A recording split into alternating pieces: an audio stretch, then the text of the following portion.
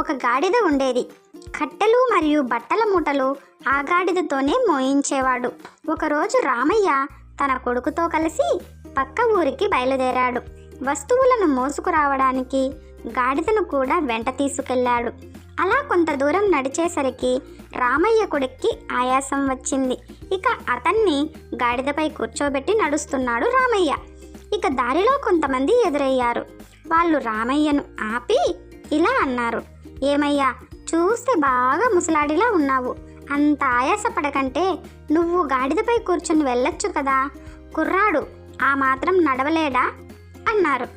దాంతో తను గాడిదపై ఎక్కి ఆ కుర్రాన్ని నడిపిస్తూ తీసుకెళ్లాడు రామయ్య.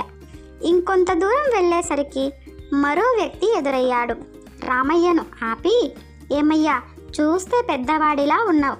చిన్న పిల్లాన్ని నడిపిస్తూ నువ్వు గాడిదెక్కి కూర్చుంటావా అన్నాడు. దాంతో కొడుకును కూడా గాడిదపై కూర్చోబెట్టాడు. ఇద్దరూ గాడిదపై వెళ్తున్నారు. అలా కొంత దూరం వెళ్ళేసరికి ఒక సాధువు ఎదురొచ్చాడు. ఆ సాధువు వాళ్ళతో ఇలా అన్నారు, మీరెంత పాపం చేస్తున్నారో అర్థమవుతుందా? ఓ మూగజీవం మీద ఇద్దరెక్కి కూర్చుని నడిపిస్తూ కష్టపెడుతున్నారే, ఇదేమన్నా న్యాయంగా ఉందా అన్నాడు ఆ సాధువు. కాసేపు ఆలోచిస్తే ఆ మాట నిజమే అనిపించింది రామయ్యకి.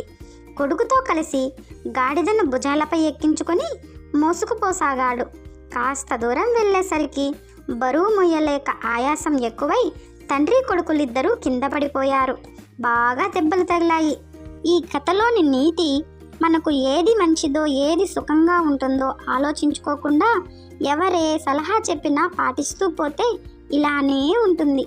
చివరికి రామయ్య కూడా అలాగే బాధపడ్డాడు. ఓకే ఫ్రెండ్స్, కథ నచ్చినట్టయితే ప్లీజ్ లైక్ చేయండి, సబ్స్క్రైబ్ చేసుకోవడం మర్చిపోవద్దు. Thanks for watching. బాయ్.